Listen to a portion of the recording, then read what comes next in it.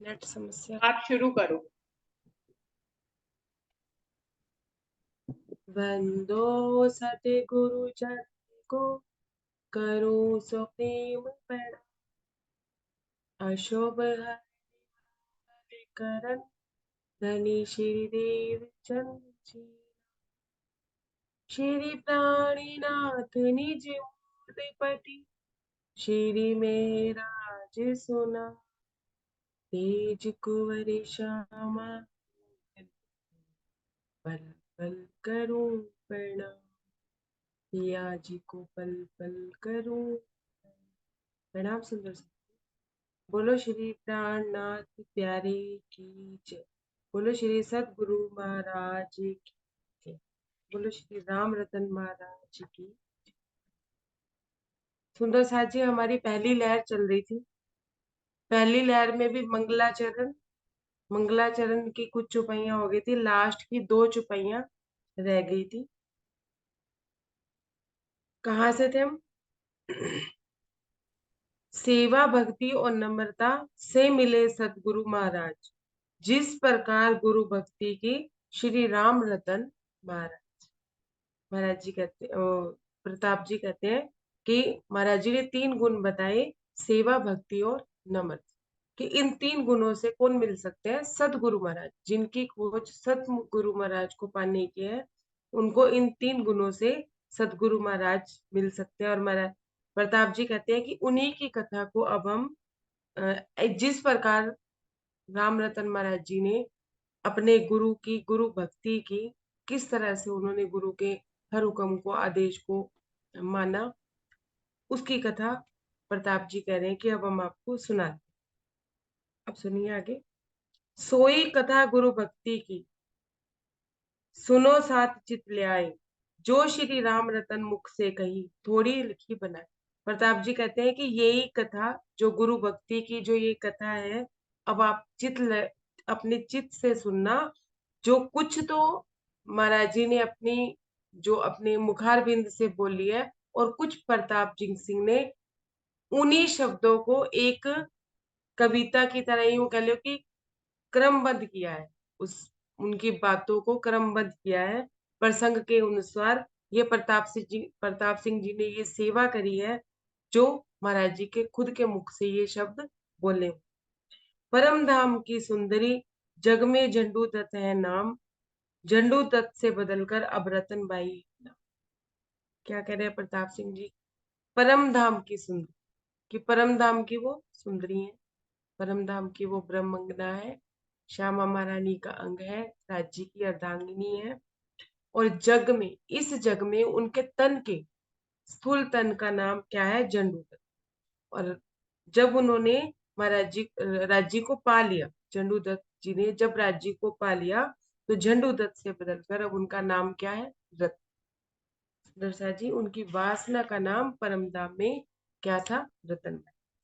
सतगुरु परिचय वे जन्म।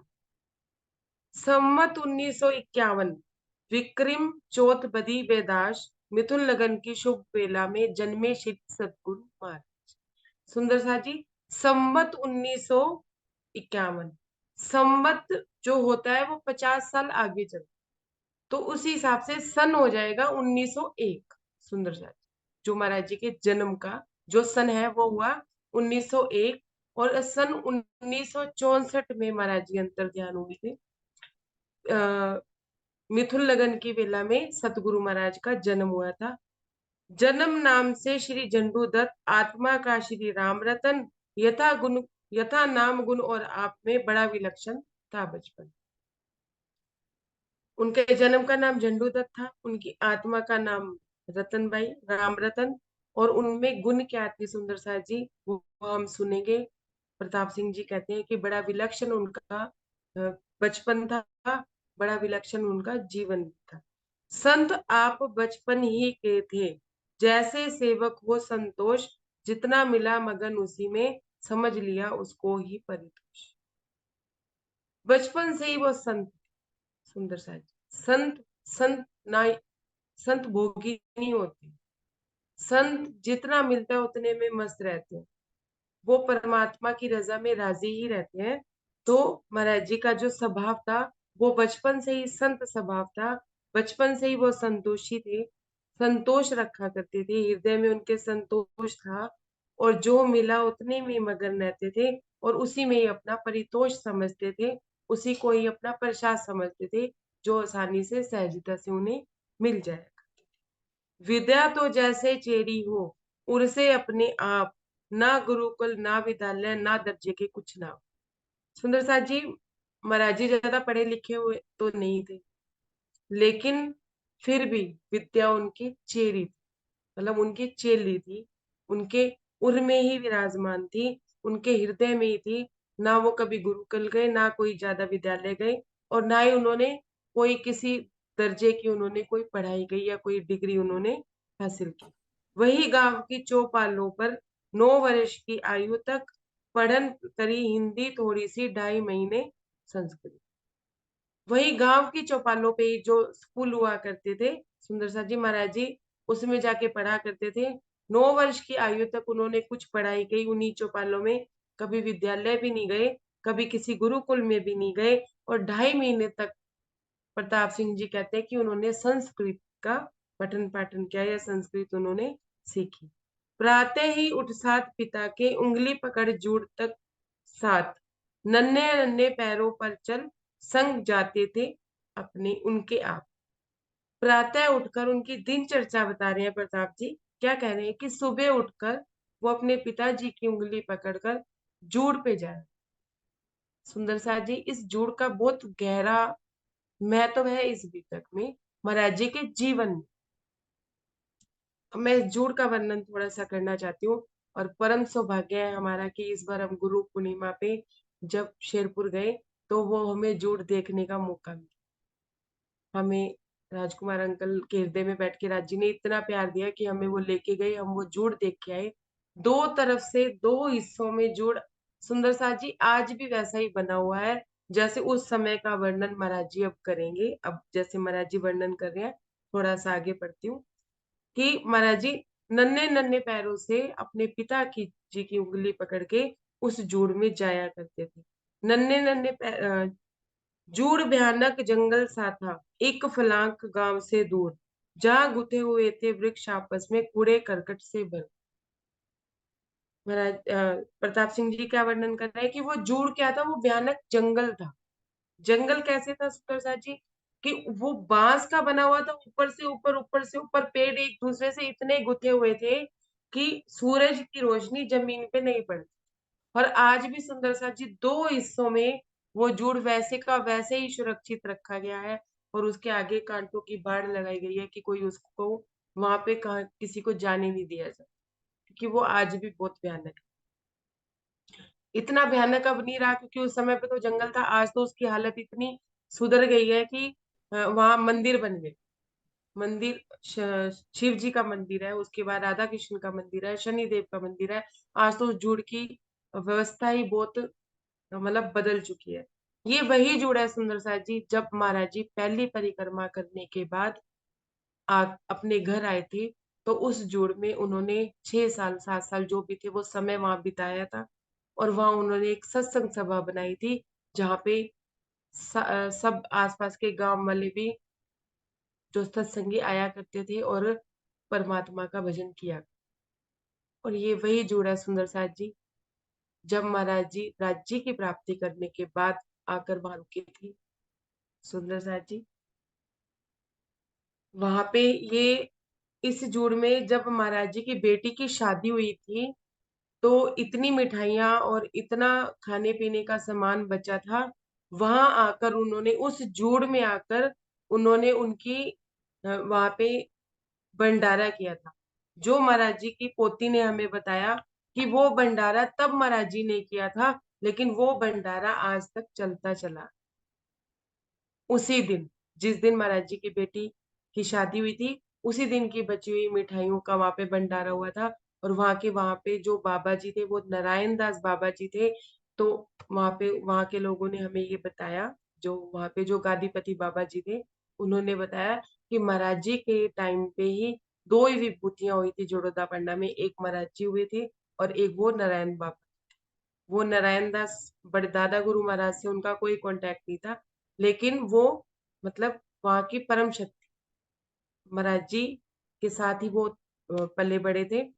तो ऐसा उन्होंने हमें बताया। सुंदर साथ जी, एक बात और, महाराज जी जब इस जड़ौदा पांडा ये जूड़ में आके रुके थे, जूड़ एक स्थान है और एक घना जंगल भी था उस समय, आज तो बहुत अच्छा बन गया है।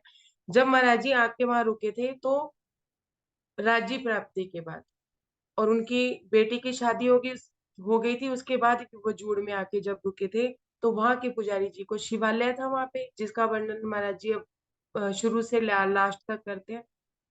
वहां पे जब रुके थे तो उनकी ख्याति बढ़ने लगी, तो वहां मंदिर के पुजारी जी को समस्या होने लगी थी, क्योंकि उनके हाथ से मंदिर का संरक्षण जा रहा था। तो महाराज जी के ऊपर उन्होंने इल्जाम लगा के, महाराज जी के ऊपर इल्जाम झूठा लगाया था, और पंचों में वो इल्जाम झूठा साबित भी हो गया था।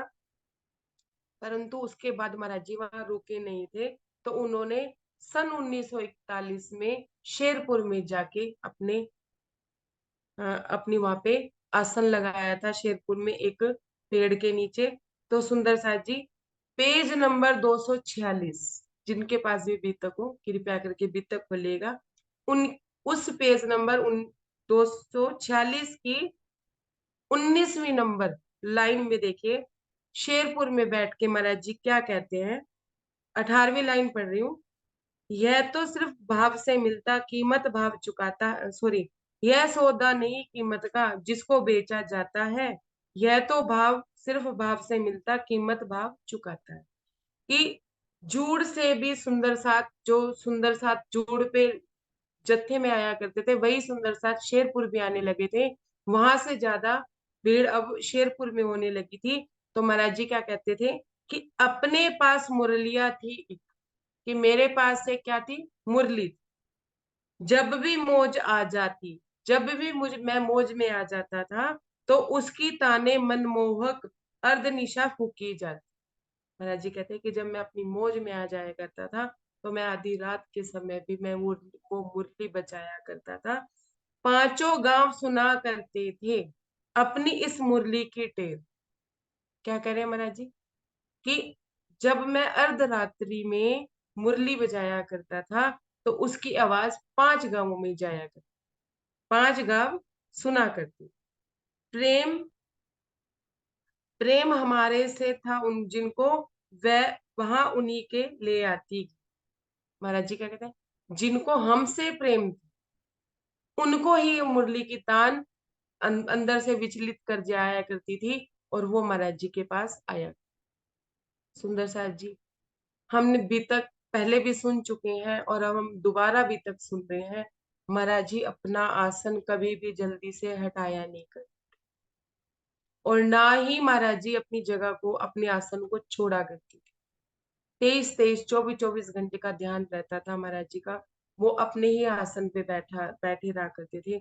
वो गांव गांव जाके मुरलियां नहीं बजाया करते थे, वो अपनी जगह पे बैठ के मुरली बजाया करते थे, जिसकी आवाज 5 गांवों में जाया करती थी। जिनका उनके साथ प्रेम होता था, वो उनसे मिलने के लिए अगले दिन या उसी रात को भी जो आ सकता था, तो आ जाए।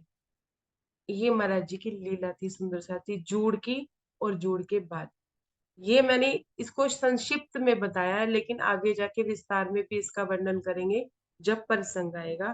तो ये इस जूड़ का महत्व, ये कोई मामूली जूड़ नहीं है। सॉरी। तो क्या कहते हैं महाराज जी, प्रताप सिंह जी क्या कहते हैं कि नन्हे नन्हे पैरों से चलकर संग जाते थे उनके आप। महाराज जी अपने पिताजी के साथ नन्हे नन्हे पैरों से, छोटी उम्र में, वो छोटी सी उम्र थी उनकी, 3 4 साल के थे जब अपने पिताजी के साथ वो हाथ पकड़ के उनको जाया। जूड़ भयानक जंगल सा था, एक फलांग गांव से दूर, जहां जो थे वृक्ष आपस में कूड़े करकट से भरपूर। महाराज जी क्या कहते हैं कि जंगल क्या था, भयानक था। और अच्छा कहाँ था वो, जड़ोदा पांडा, और जड़ोदा पांडा से थोड़ा सा हटके था, थोड़ा सा हटके प्रसाद जी 1 किलोमीटर, 1 1.5 किलोमीटर के गैप में वो आता है, और उससे 1 1.5 किलोमीटर आगे शेरपुर आता है। कि अगर हम जड़ोदा पांडा से शेरपुर की तरफ जाते हैं, तो रास्ते में ही ये जुड़ पड़ती। और अब तो बहुत बड़ा गेट लगा हुआ है, तो ना चाह के भी नजर उस पे चल जाती है वो। और वहां आसपास क्या करते थे लोग कि गांव का कूड़ा भी वहां पे फेंका करते थे। बांसों की बाड़ों की टोली फंसी खड़ी थी चारों ओर, दिन को रात बनाने वाला अंधकार रहता था। बांसों की मतलब बांसों की बीड़े थे वो, मतलब बांसों के ही पेड़ थे उसमें। और वो ऊपर जाके इतने गुत्थम गुत्था हो जाते थे कि अंधेरा ही लगता था। दिन में भी अंधेरा वहां पे बना रहता था, अंधकार रहता है देवालय इसी जूड़ में भारी भूतनाथ शिव का, सेवा पूजा नित छज्जू जी तन से करते आकर। उस जूड़ में एक देवालय, शिव जी का मंदिर था। जो भूतनाथ जैसी जगह का वर्णन कर रहे हैं सुंदर साथ जी महाराज जी, कि वो ऐसा लगता था जैसे एक तो जंगल, ऊपर से इतना इतना घना जंगल कि रोशनी वहां आती नहीं थी, तो ऐसे लगता था जैसे भूतनाथ शिव जी। तो वो शिवालय मंदिर पे महाराज महाराज जी के जो पिताजी थे आके सेवा पूजा किया करते थे। वो शिव जी को मानते थे सुंदर साथ जी, जो शिव जी की स्तुति किया करते थे। बड़े आप निस्वार्थ भक्त थे, कर्म कांडी उत्तम थी अपार श्रद्धा शिव जी में, समझा उनको परशुद्ध। बड़े निस्वार्थ भाव से वो शिव जी भगवान की सेवा पूजा किया करते थे। कर्म कांडी थे सुंदर, कर्म कांड भी किया करते थे, जल चढ़ाना, सोमवार का व्रत रखना, ये कर्म कांड भी वो किया करते थे।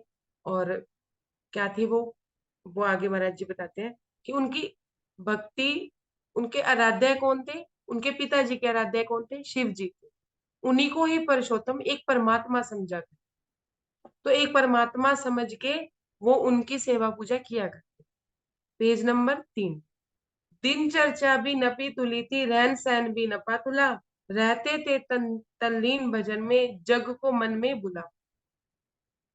कैसे थे उनके पिताजी, उनकी दिन चर्चा क्या थी, नपी तुली थी। उनका रहन सहन भी नपा तुला था, भी ऐसा नहीं था कि बहुत ज्यादा धन था, बहुत ज्यादा धन में वो रह रहे थे, नपा तुला। पूरा सुरा उनका घर परिवार था, और पूरा सुरा ही उनकी मतलब दिनचर्या भी उनकी नपी तुली थी। वो अपने भजन में तल्लीन रहा करते थे। जग से वो मन अपने अपने मन को बुला बुला रखते थे, मतलब मन से वो जग को बुलाए रखते। मन में क्या चलता था सुंदर साथ जी, शिव जी चलते थे, परमात्मा, एक परमात्मा चलता था सुंदर साथ जी। जीव भी अगर अपने परमात्मा को ही अपने हृदय में रखते हैं और जग भी बुला बुला रहता है, तो हम तो ब्रह्मशिष्ट ही हैं। हमें जग कैसे याद रह सकता है सुंदर सा जी, में तो जग बुला रहना चाहिए। जजमानी और पुरोहिती का काम पिताजी करते थे, था व्यवसाय सिर्फ इतना ही, पेट इसी से भरते। क्या काम था उनका, जजमानी और पुरोहिती। जजमानी किया करते थे, किसी की शादियां कराना, किसी का मुंडन कराना, किसी का किसी की मरण अंतिम संस्कार जैसी क्रिया करवाना। तो इसलिए वो कर्मकांडी भी थे, और यही काम उनका था, पुरोहिती का उनका काम था। व्यवसाय कोई और था नहीं, इसी से ही जो मिल जाया करता था जजमानी करके, वो उसी से ही अपना जो कोई दान दक्षिणा दे देता था, उसी से ही वो अपना घर चलाया करते थे। और अपने शिव जी की भक्ति में वो लीन रहा करते थे। श्री बीतक श्री मुख द्वारा परिवार का विवाह। सुंदर साथ जी यहाँ महाराज जी अपने मुख से अपनी बात बता रहे प्रताप सिंह जी को। श्री राज और साथ को करता हूँ प्रणाम, झंडू दत्त कहते थे श्री राम रतन अब। श्री राज राजी महाराज को और सब सुंदर साथ को महाराज जी प्रणाम कर रहे हैं। सुंदर साथ जी उनकी प्रणाम स्वीकार कीजिए। क्या कह रहे हैं, झंडू दत्त जी कहते थे अब राम रतन, कि उनके जन्म का जो नाम था, उनके तन का जो नाम था वो झंडू दत्त था, कहते थे, और अब उनका क्या नाम है, राम। बुद्धि दास छोटा भाई है, दो भाई हम माँ जाए, बाबा भी थे तीन हमारे, तीनों तीनों वे भी माँ जाए। क्या करें महाराज जी की, बुद्धिदास, कि मेरा एक छोटा भाई, हम अपनी माँ के दो बच्चे थे, और हमारे जो बाबा थे, जो हमारे पिताजी थे, वो तीन भाई थे। मतलब एक छोटा था, मतलब महाराज जी के जो पिताजी थे वो बीच के, एक ताऊ जी थे और एक चाचा जी। तो महाराज जी के जो पिताजी जी थे वो बीच के थे। एक जगह ही रहते थे हम, बस सब चूल्हे ही थे न्यारे, और काम सब एक जगह आमद बांट लिया करते। महाराज जी कहते हैं कि एक ही जगह रहा करते थे, एक ही घर था हमारा, लेकिन हमारे तीनों परिवारों के, चाचा ताऊ के चूल्हे क्या थे, अलग अलग। आमदनी भी सुंदर साथ जी वो भी पुरोहिती का और जजमानी का काम किया करते थे। एक अगर दो तीन जगह जाना होता था तो एक एक भाई चला जाया करता था, और जो आमदनी थी वो एक जगह आती थी, और उन्हीं में से तीनों परिवार चला करते, और उसके अलावा उनका भी कोई ज्यादा काम नहीं था, आमदनी वो बांट लिया करते। पिता भक्ति में रहते ज्यादा, हमें बहुत करते थे प्यार, जाते साथ जिधर वे जाते वे कंधे पर होके असवार। महाराज जी क्या कहते हैं कि पिताजी हमारे ज्यादातर भक्ति में लीन रहा करते, ज्यादा किसी से बात भी नहीं किया करते थे, ज्यादा किसी से घुलते मिलते भी नहीं थे, और लेकिन उनका हमारे से बहुत प्यार था। क्या कह रहे हैं महाराज जी कि हमारे से उनसे बहुत प्यार था, और जिधर भी जाया करते थे ना, मुझे अपने साथ लेके जाया करते थे, मुझे अपने कंधे पे बिठा के लेके जाया। सुंदर सा जी, महाराज जी के जो पिताजी थे वो जीव शिष्य, और उनके कंधे पे सवार कौन थी, ब्रह्म शिष्य।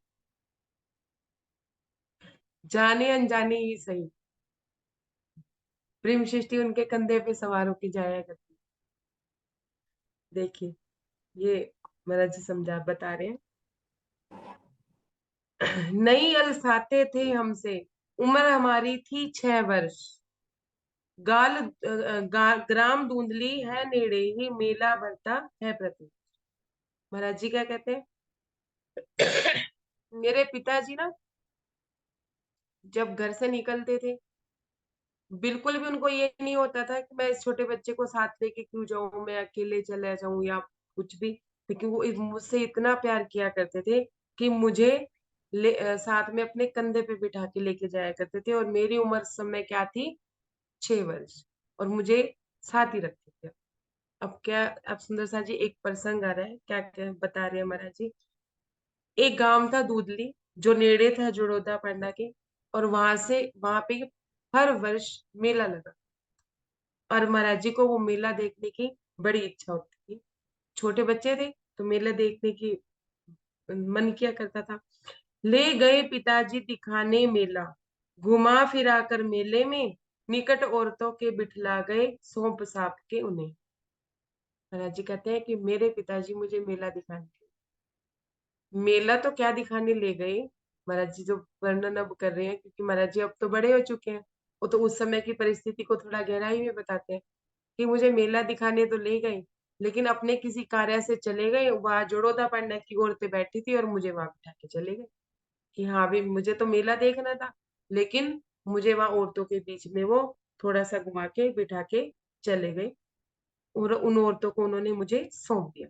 चले गए फिर मेले में वे, मेरा मनवा नहीं लगा, ग्राम चले पिता हमारे, भ्रम ऐसा हमें हुआ।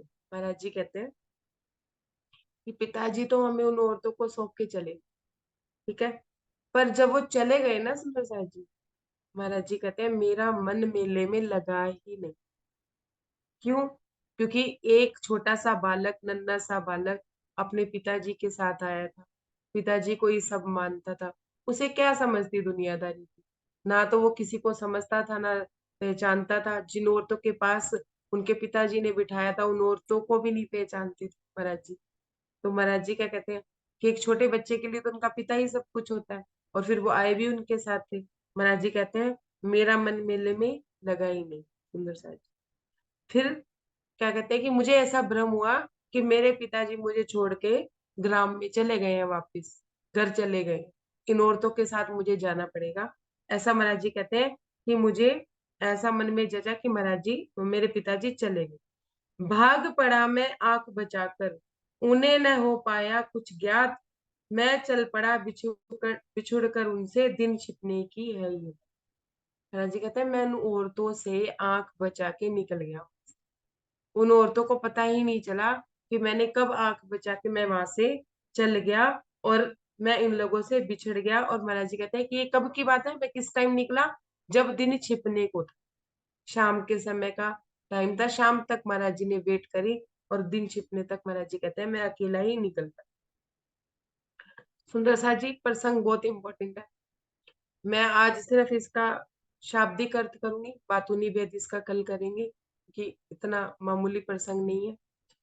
3 कोस के लगभग दूरी समय मक्की पकने का था, जब कुछ दूर निकल आया मैं एक आदमी में।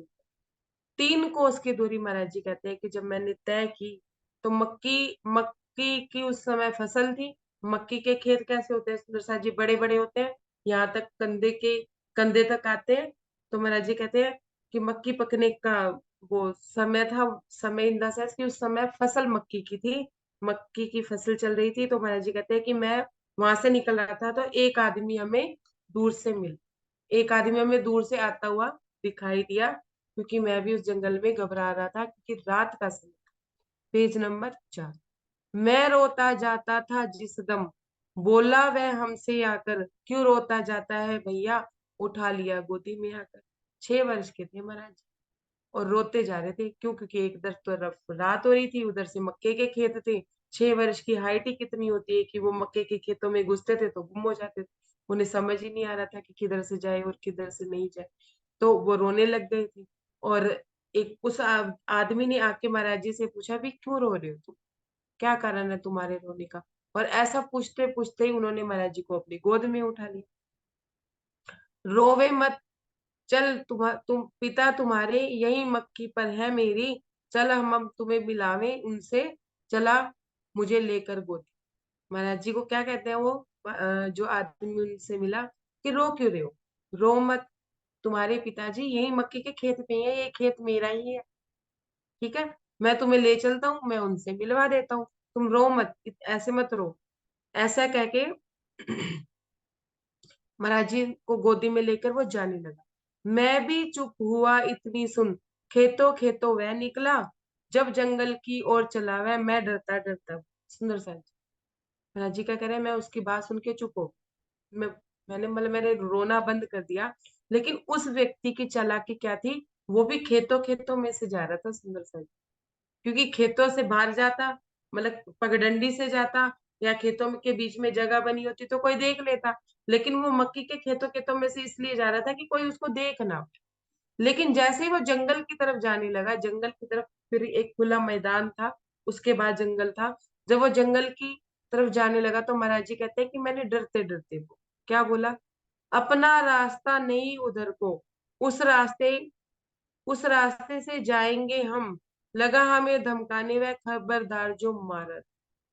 महाराज जी कहते हैं कि मैंने उसको बोला कि नहीं नहीं, मैं ये जंगल वाले रास्ते से नहीं जाऊंगा, मुझे बड़ा डर लगता है उस रास्ते से, मैं बिल्कुल नहीं जाऊंगा। लेकिन महाराज जी का कहते हैं कि उसने हमें धमका दी, बहुत जोर से मुझे डांटा और मुझे कहा खबरदार जो तू चिल्लाया, खबरदार जो तू बोला। तो महाराज जी वो डर गए। महाराज जी कहते हैं कि मुझे समझ ही नहीं आया कि मैं क्या बोलूं। तेरे पिता इधर ही हैंगे, चुप बैठ रह कंधे पर, बोला नहीं पुनः मैं उससे, वह भागा मुझ पर। क्या कहता है कि चुप रहो, तुम्हारे पिताजी इधर ही हैंगे, मुझे पता है ना तुम्हारे पिताजी कहाँ है, तुम्हें क्या पता है कि कहाँ है तुम्हारे पिताजी, मैं तुम्हें वहीं लेके जा रहा हूँ, तुम चुपचाप मेरे कंधे पे बैठे रहो और देखो मैं तुम्हें कहाँ ले जा रहा हूँ। महाराज जी कहते हैं कि वो इस तरह से उसने मुझे डराया, बोला नहीं पुनः मैं उससे, वह भागा मुझको लेकर। महाराज जी कहते हैं कि फिर मैं पुनः बोला नहीं, मैं उसके कंधे पे बैठा रहा लेकिन मैं कुछ बोला नहीं।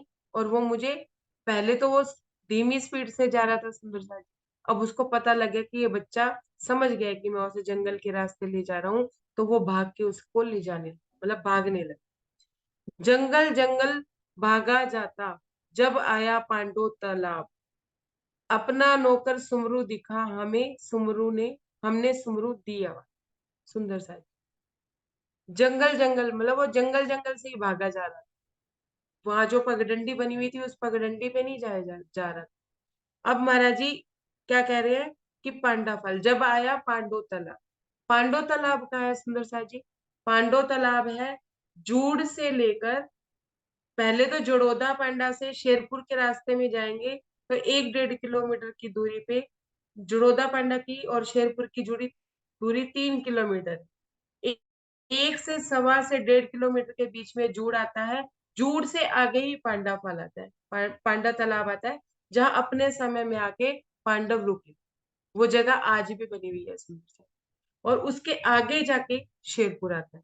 जब महाराज जी कहते हैं कि जब पांडा तालाब आया ना, उस वो तालाब फेमस था, और वहां पे लोग आके आके बैठा करते थे शाम के समय में।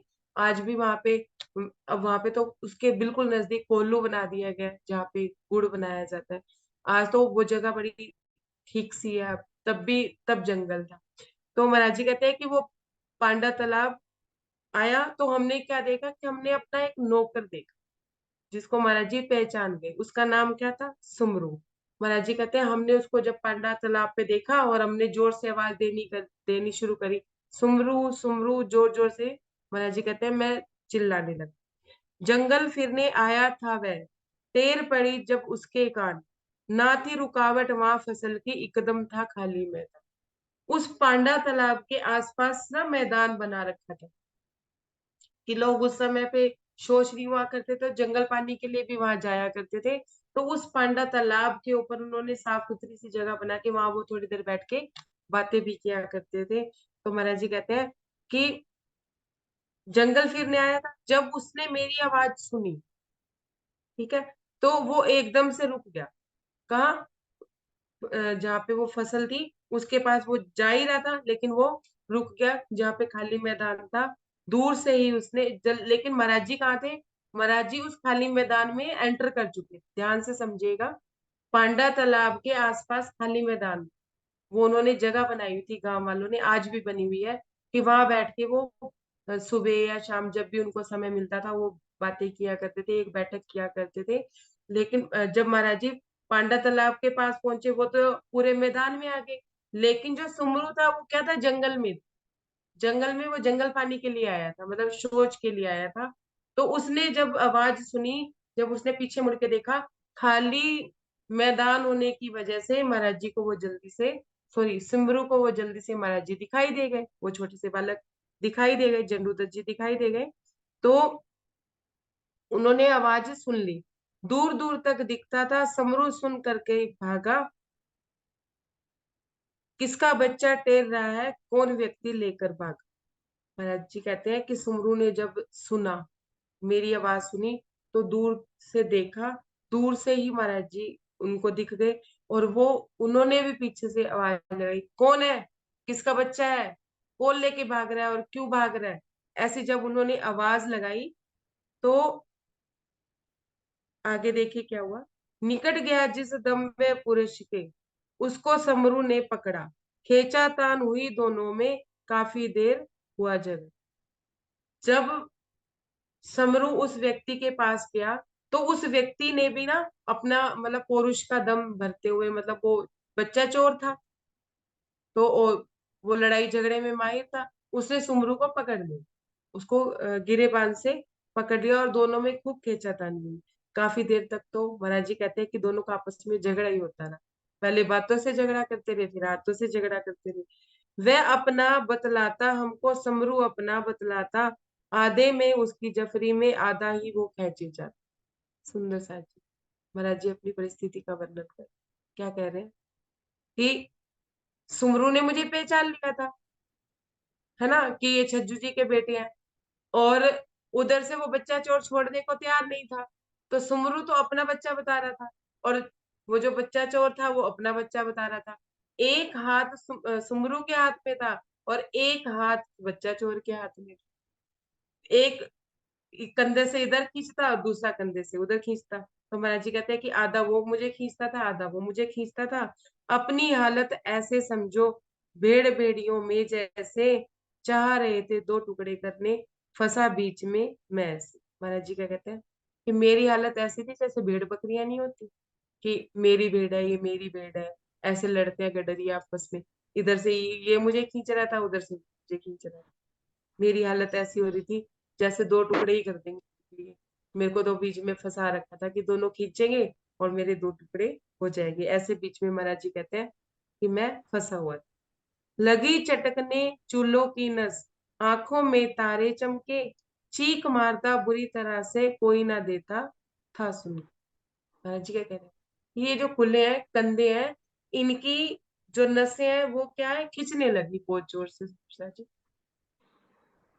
महाराज जी कहते हैं कि इसकी नसें खिंचने लगी और एकदम से मतलब दर्द भी इतना हुआ कि दिन में ही तारे मतलब मुझे तारे ही दिखने लगे। अपने आंखें आंखें के आगे कुछ चमचमाता दिखने लगा और मेरी बुरी हालत थी कि मैं बुरी तरह से चीखता जा रहा था, लेकिन दोनों में से कोई भी नहीं सुन रहा था। ना समरू सुन रहा था, समरू को धुन थी मुझे बचाने की, और उस बच्चा चोर को धुन थी मुझे पाने की। लूत सुंदर सा जी, जो गुस्से लात एक दूजे को मार रहे थे आपस में, कभी हमारे भी लग जाती ऐसे अंधा धुंधी। महाराज जी कहते हैं कि जूते लाश गुस्से जो भी उनके हाथ में आ रहा था ना, जूता भी उन्होंने उठा रखा, जो उनको मिलता था एक दूसरे को मारे जा रहे थे। इसी चक्कर में मेरे भी बीच में लगी जा रही।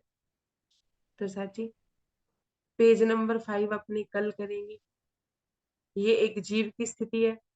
जब एक जीव, महाराज जी अभी ब्रह्मशिष्टि है, महाराज जी को भी नहीं पता है, लेकिन अभी वो जीव भाव में है।